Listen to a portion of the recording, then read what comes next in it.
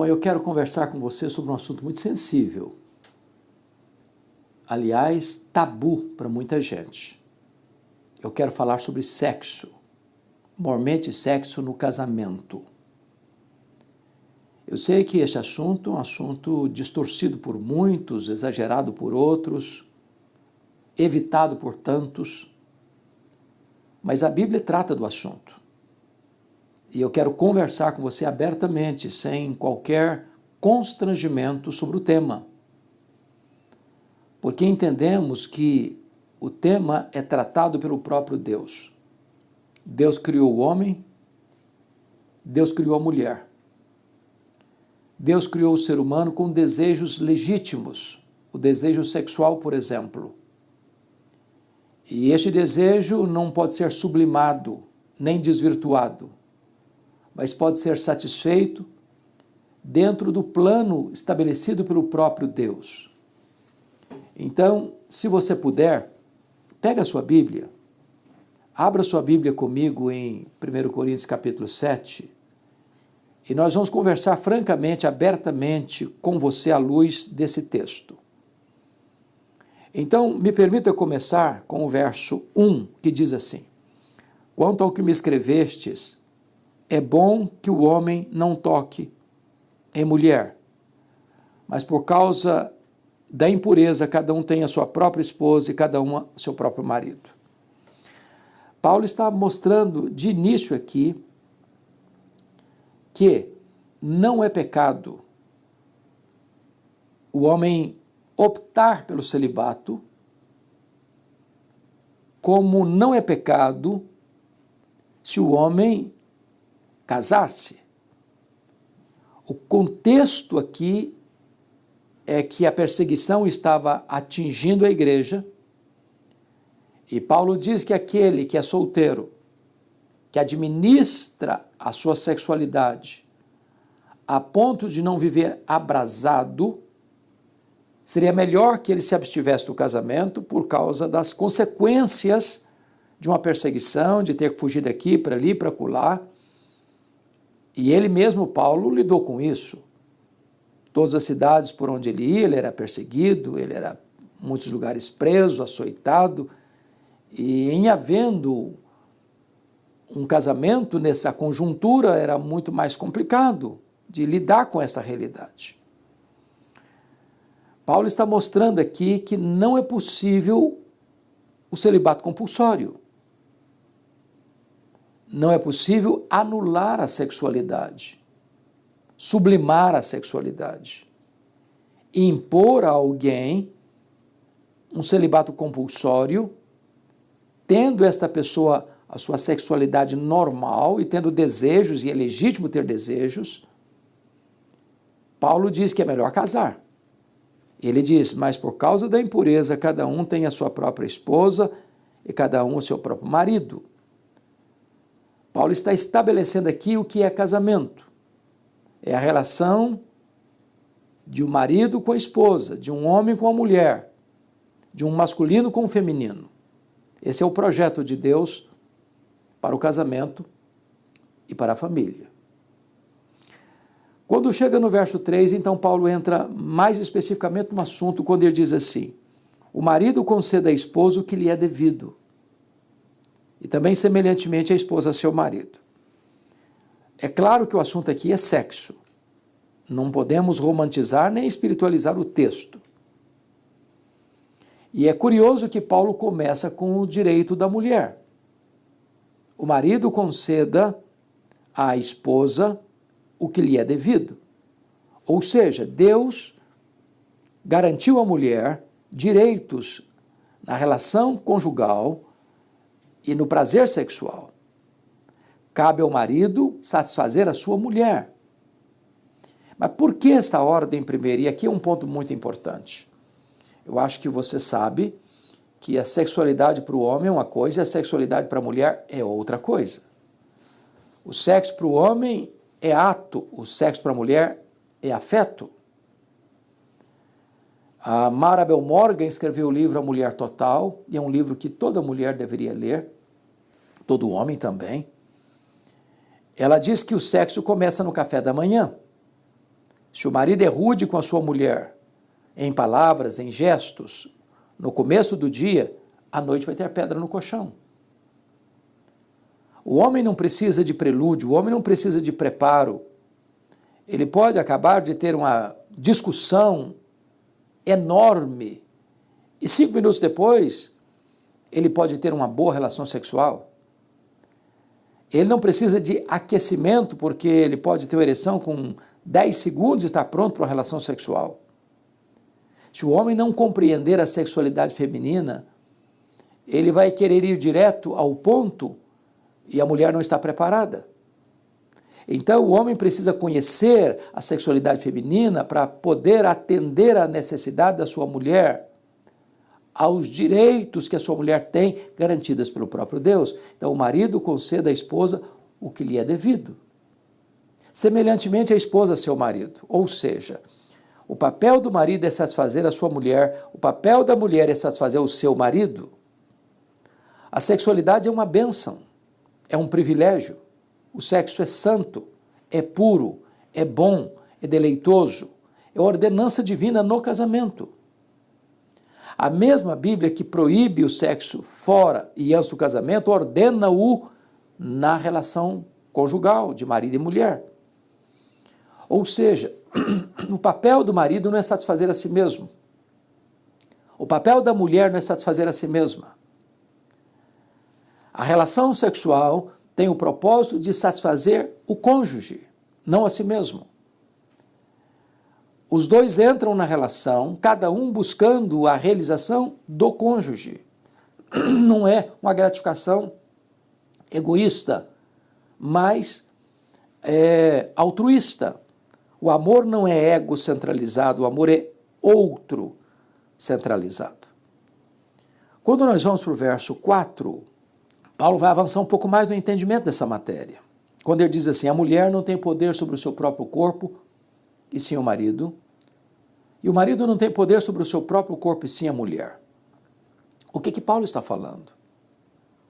O que Paulo está falando aqui é que você não pode usar o sexo como uma arma, porque a vítima pode ser você. Marido e mulher não podem chantagear um ao outro nesta área sexual. O marido não pode privar sua mulher da relação, como a mulher não pode privar o seu marido da relação. Não se pode usar isso como um jogo para alcançar um outro propósito. Cabe à mulher atender ao marido quando ele deseja, cabe ao marido atender a sua mulher quando ela deseja. A pergunta, portanto, é: quando é que marido e mulher devam ter uma relação de intimidade? Resposta: quando um dos dois acena que deseja a relação. E nem é preciso fazer um longo discurso. Basta um olhar e todos sabem o que está acontecendo. A chantagem sexual é um grande risco no casamento. É um grande perigo no casamento. Porque há muitas desculpas que vão se ajuntando para sonegar um ao outro esse direito e esse privilégio. É até motivo hoje de brincadeiras e até de piadas jocosas, a questão das desculpas. Né? O cansaço de um, a enxaqueca do outro. E eu achei muito curioso que um colega meu, brincando nessa área, disse que comprou uma cartela de cibalena. Gente, cibalena é só para gente que mais de 50 anos que vai saber o que é, tá? Esse remédio acho que não tem mais na praça, não. E botou uma jarra d'água na cabeceira da cama, porque no caso, porventura, de surgir uma enxaqueca, já estava o remédio ali. É brincadeira. Mas as desculpas, às vezes, são esfarrapadas mesmo, para sonegar ao cônjuge o que ele tem direito. Né? Me permita dizer isso a você.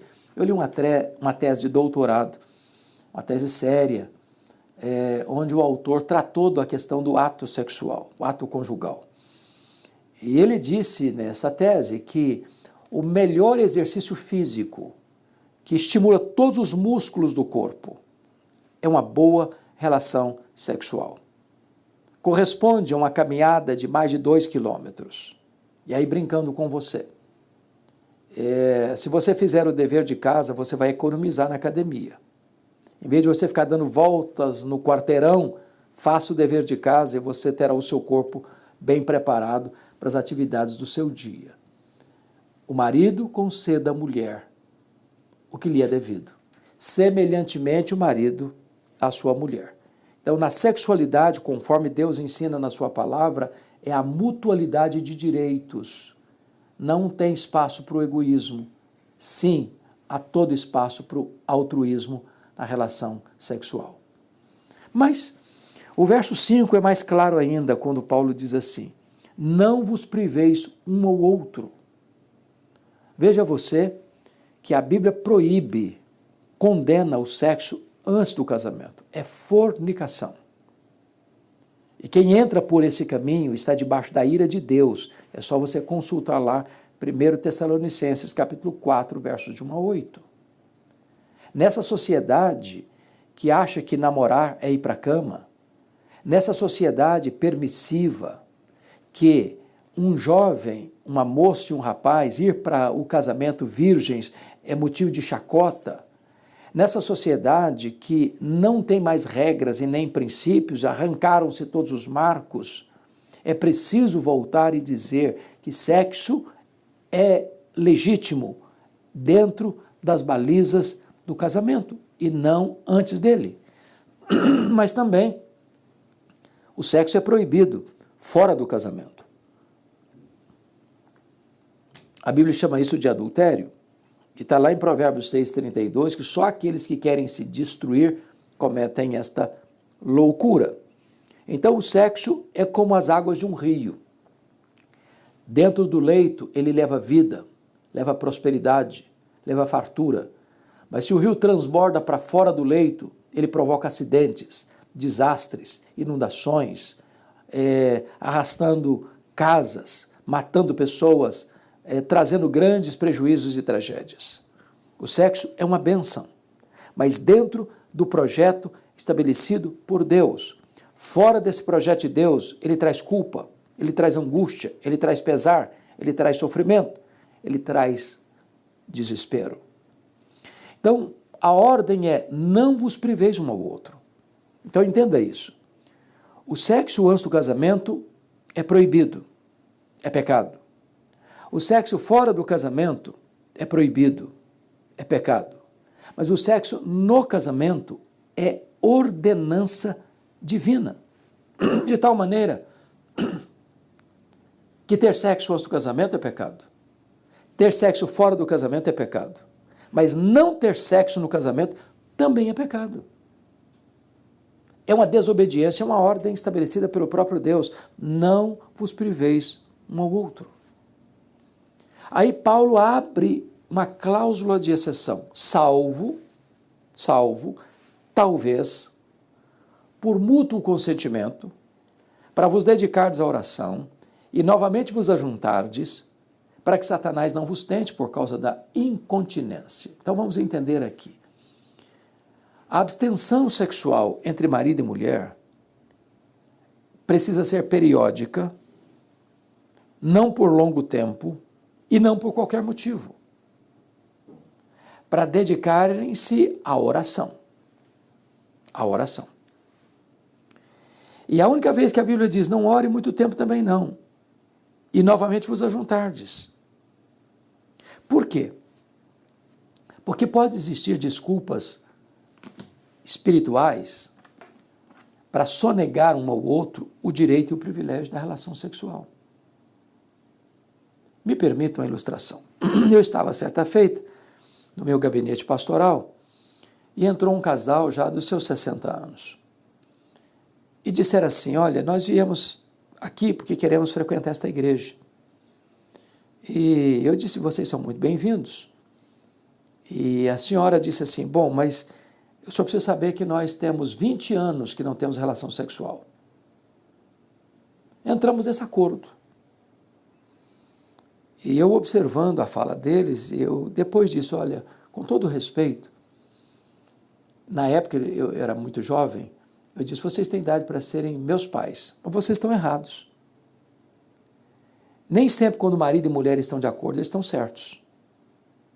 Ananias e Safira também estavam de acordo, eles estavam errados.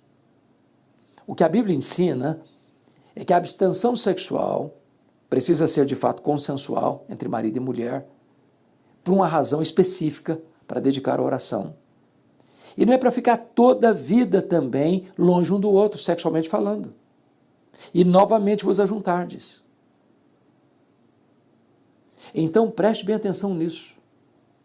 O apóstolo Paulo, quando ele trata da matéria, coloca uma palavra aí que é a chave hermenêutica do texto. Ele diz assim, não vos priveis um ao outro, salvo, talvez, por mútuo consentimento. Por que ele coloca o talvez? Por quê? Já que ele é inspirado pelo Espírito Santo. Por que coloca o talvez? Então, me permita aqui. Eu vou tirar o talvez do texto para ver como é que fica. Eu vou ler sem o talvez. Não vos priveis um ao outro, salvo por mútuo consentimento. Ou seja, se você tira o talvez, se os dois estão de acordo, está tudo bem. Está tudo bem. Não se questiona isso. Mas Paulo, cuidadosamente, inspirado pelo Espírito Santo de Deus, coloca o talvez, salvo talvez, para que nenhum nem outro caia neste enredo, neste engano, neste laço, nessa armadilha de privar o cônjuge do direito que ele tem. O marido conceda à mulher o que lhe é devido, semelhantemente a mulher conceda ao marido o que lhe é devido. É direito, garantido pelo próprio Deus. Diríamos nós hoje, é cláusula pétrea. Não se pode mexer. Então você quer orar, você quer dedicar a oração, você tem todo o direito, mas isso de acordo um com o outro, conversando com o outro. Mas novamente ajuntar. Por quê? Para que Satanás não tente por causa da incontinência. Satanás está olhando esse cenário todo. E ele é tentador. E se o marido não tem o que ele tem direito, se a mulher não tem o que ela tem direito, se um está privando o outro da relação sexual, Satanás entra na jogada. E bota uma pessoa na linha. Sedutora, sedutor. E aí a relação vai enfrentar um grande esbarro de uma traição, de uma relação fora do casamento, que vai ser um desgosto, vai ser um pesar, vai ser uma culpa, vai ser uma tristeza, vai ser uma tragédia. Deus é sábio, Deus criou a gente, Deus nos conhece, Deus sabe dos perigos que se corre. E a Bíblia está orientando como é que marido e mulher devam se comportar e agirem dentro desta matéria, com este assunto. E novamente vos ajuntares, para que Satanás não vos tente por causa da incontinência. Eu tenho aconselhado e tenho recebido tantas pessoas, e recebo cartas, e-mails, WhatsApps constantemente, de reclamações dessa área. Quando a esposa esfriou com o marido, e ele procura e ela diz, não, eu estou cansada, estou com dor de cabeça, não quero agora, não estou com vontade. E vice-versa, a mulher procura o marido e ele dá desculpa. E ele dá desculpa, e ele dá desculpa. E o que vai acontecer? O diabo Satanás bota uma pessoa na linha. E aí a consequência vai ser trágica. E aí o casal vai sofrer. Então, preste atenção nisso. Deus criou o homem, Deus criou a mulher, Deus instituiu o casamento. Deus mostra que esta relação precisa ser pura e ser santa. Por exemplo, lá em Hebreus 13:4 está escrito assim, digno de honra entre todos é o matrimônio e o leito sem mácula. O casamento é digno de honra. Na nossa sociedade que está confundindo as coisas, bagunçando as coisas, botando as coisas pelo avesso de ponta cabeça, O casamento é uma instituição divina entre um homem e uma mulher. Está lá em Gênesis 2:24. Por isso deixa o homem, seu pai e sua mãe, se une à sua mulher, tornando-se os dois uma só carne. Então é digno de honra. Até Jesus voltar, vai ter casamento, porque é uma instituição divina e o homem não pode destruir o que Deus faz. Mas está escrito, digno de honra entre todos é o matrimônio e o leito sem mácula. A palavra leito, na língua portuguesa, é cama. É um sinônimo de cama, leito. Mas a palavra no grego não é cama. A palavra no grego lá é koité, é coito, é relação sexual. Até porque no mundo da mobilidade de hoje, você hoje está dormindo nessa cama, amanhã naquela outra cama, no outro dia na outra cama, você já se hospedou em tantos lugares, em tantas casas, em tantos hotéis, e você não tem a garantia de que aquele leito ali é um leito puro, sem mácula. Você não sabe se a noite passada foi um devasso que dormiu naquela cama. Então, claro que o autor aos Hebreus não está falando da cama, está falando da relação sexual, que precisa ser pura. E aqui tem um ponto muito importante. Com o advento da internet, das mídias sociais, no toque de um dedo você pode acessar um site pornográfico. E a estatística prova, tristemente, que 60% dos homens, num momento ou no outro, tiveram algum envolvimento com pornografia. Que 43% das mulheres, num momento ou no outro, tiveram algum envolvimento com pornografia. E pornografia é um vício que destrói a mente, que destrói a alma, que adoece a sexualidade. Porque a pessoa começa a encharcar a mente dela de tantas cenas de impureza, de maluquice nessa área, que daqui a pouco ela vira dependente. É como uma dose de cocaína, dose de ontem não serve para hoje mais. E a pessoa vai vivendo essa fantasia sexual e vai se corrompendo e se enlameando com essa impureza sexual. E pior, se ela é casada, ela vai querer importar essas práticas nefastas para dentro do leito conjugal. E a Bíblia diz que digno de honra de todos é o matrimônio e o leito sem mácula. Em outras palavras, você não precisa de nenhuma película pornográfica para estimular a sexualidade. O seu corpo é todo ele sensível à sexualidade. Vocês não precisam de nenhuma cena externa ao leito conjugal para terem uma boa relação íntima. Aliás, está provado estatisticamente que os casais que têm uma vida sexual pura são os mais felizes na vida sexual. Me permita contar-lhe uma experiência. Eu estava morando nos Estados Unidos no ano 2000, 2001. Eu recebo um telefonema anônimo de uma senhora, jovem senhora, que me disse assim: Pastor Hernandes, eu estou vivendo um drama, preciso de ajuda, de socorro. Eu perguntei: o que a senhora está vivendo? Ela disse: o meu marido é viciado em pornografia. E ele está no fundo do poço, no mais alto grau de degradação. E agora, ele está me chantageando, porque quer que eu me deite com um amigo dele que frequenta a nossa casa, para ter uma relação sexual com um amigo dele, para ele assistir a cena. Isso é o fundo do poço mesmo, de depravação, de decadência moral. E ela me disse: pastor, o problema é que esse amigo é mais jovem, mais belo do que o meu marido. Já não aguento mais de tanta pressão. O que eu faço? Eu respondi para ela ao telefone: confronte o seu marido.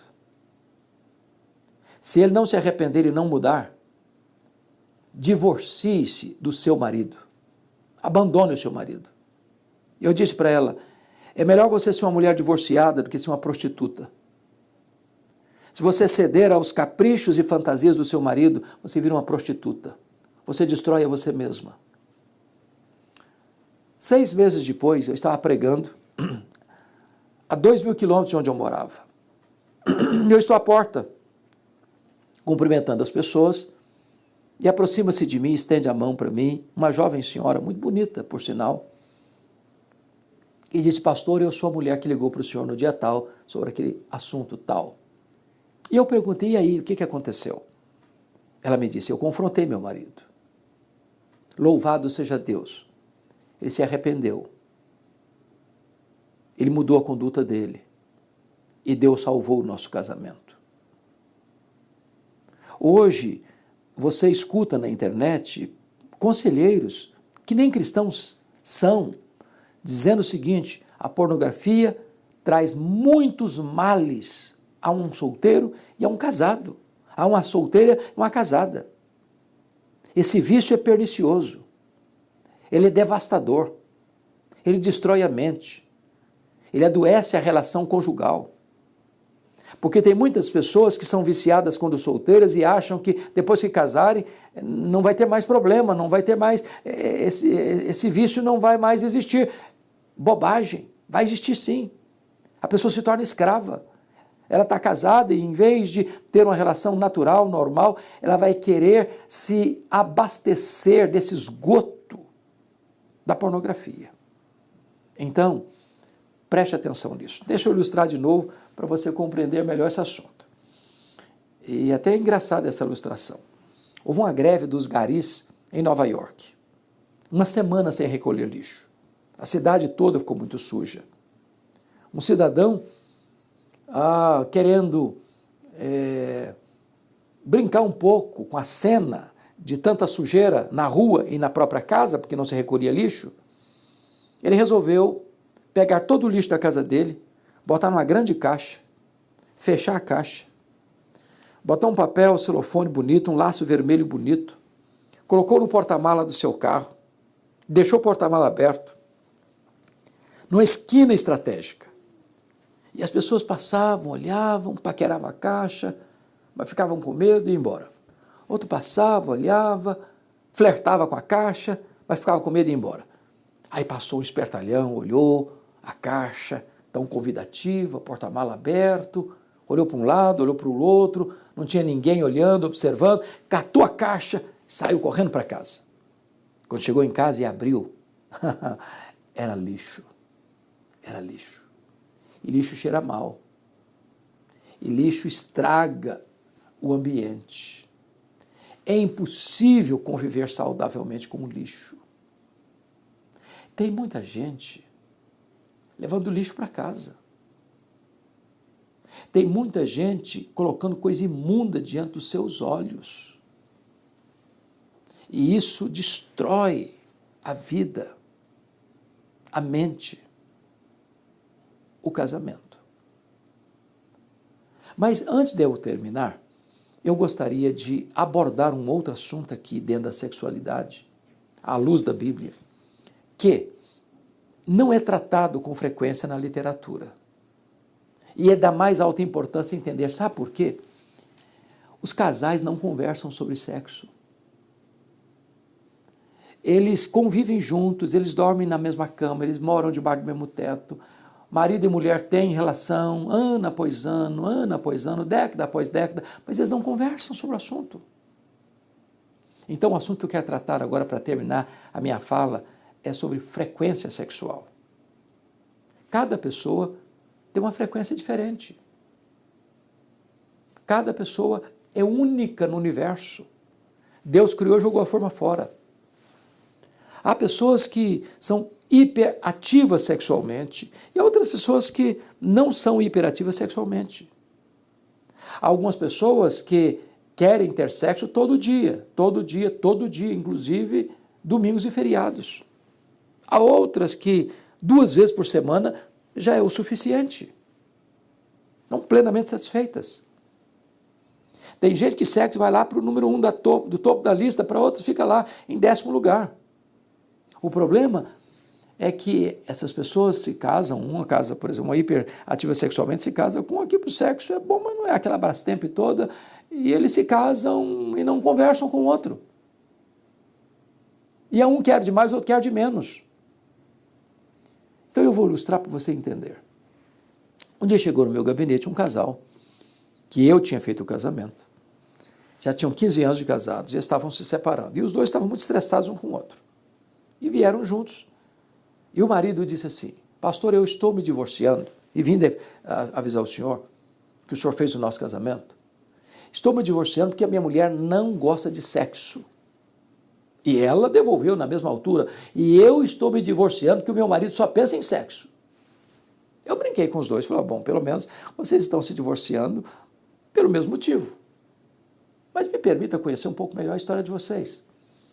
O problema é que esse homem era hiperativo sexualmente, queria ter sexo todo dia. Ela se satisfazia muito bem com 2 relações por semana, mas não conversavam, não se conheciam. Qual a conclusão que ele estava chegando? Minha mulher não gosta de mim. Ela não se atrai mais por mim. Talvez ela tenha aí atração por outra pessoa, porque comigo não é, porque ela não me procura. Qual era a conclusão que a mulher estava chegando? Meu marido não gosta de mim. Ele gosta do meu corpo, para satisfazer a necessidade dele. Como uma mulher disse para mim certa feita, pastor, o meu marido só gosta da casca. E os dois estavam então estressados. Então o que eu fiz? Eu fui brincando com você, ensinar o casal a fazer conta. Fazer conta. Eu perguntei para ele assim, fulano, você então quer ter 7 vezes na semana, é isso? É isso, pastor. Resolve a minha vida. E eu perguntei, e você, filha, 2 vezes por semana é o que você quer? Tá ótimo, para mim tá, a cereja no bolo tá ótimo.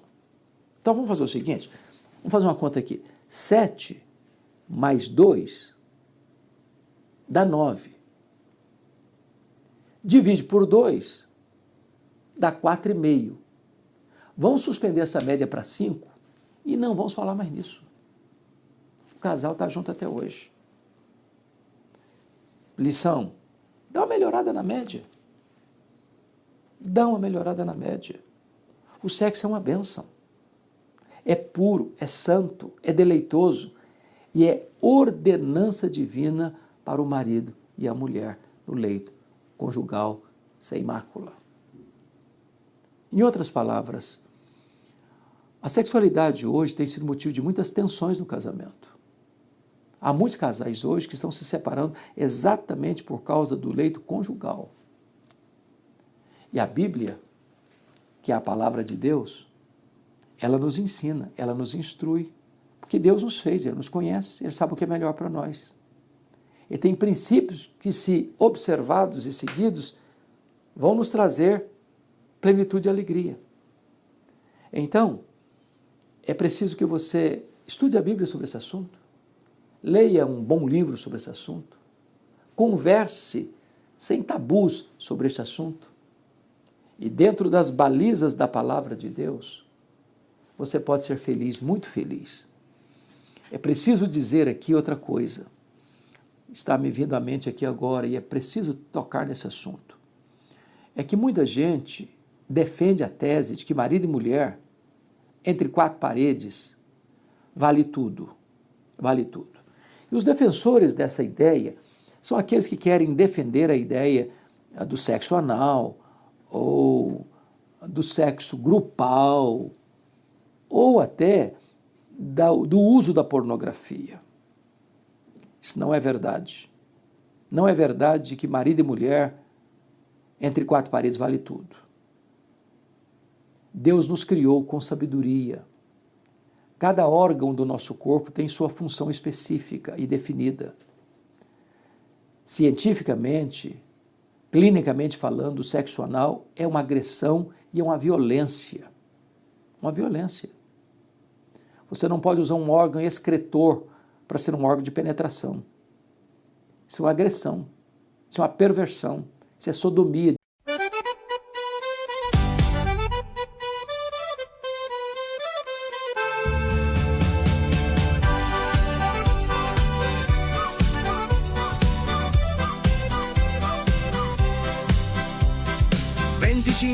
gradi a febbraio, c'è chi dice giorno perfetto per andare al mare, ma noi ci abbiamo un'altra idea, ce ne stiamo a casa alle esercito dei normanni, direzione San Michele. Un uomo con la coppola grida: è tutto chiuso, oggi non si lavora. Che confusione, siamo in 20. Che confusione, voglio la parmigiana. Dove il vino? Che confusione, a chi tocca apparecchiare. Non ci sono più forchette, non ci sono più piatti, non c'è più spazio nel frigorifero, non ci sono più sedie, non ci sono più bicchieri. Non ci sono più coltelli, non ci sono più cucchiai, non c'è più spazio nel frigorifero, non ci sono più sedie, non ci sono più bicchieri. Che confusione, siamo in 20. Che confusione, voglio la parmigiana. Dove il vino? Che confusione, a chi tocca apparecchiare.